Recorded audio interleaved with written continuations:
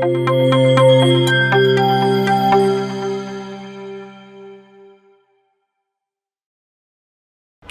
প্রথম দিকে আমি যখন ডেভেলপমেন্ট ওয়ার্ক সম্বন্ধে খুব একটা বুঝতাম না, তখন আমি প্রথম কারিতাস ডেভেলপমেন্ট ইনস্টিটিউটে বিভিন্ন ধরনের ট্রেনিং করি। তার মধ্যে উল্লেখযোগ্য হচ্ছে project proposal writing training, quality report writing training, Pym training বা এই ধরনের অনেক ট্রেনিং আমি এখান থেকে পাইছি।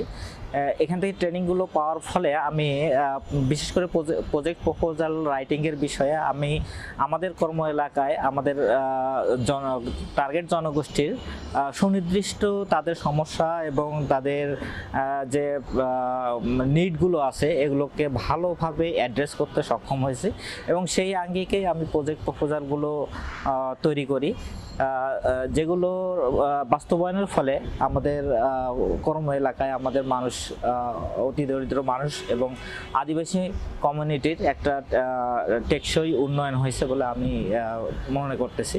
তো এগুলোর জন্য আমি পুরো ক্রেডিটটা দেবো সিডিআইকে। আজ প্রায় 91 সাল থেকে আমরা কারিতাসের কাছ থেকে বিভিন্ন ধরনের ট্রেনিং নিচ্ছে আমাদের স্টাফরা।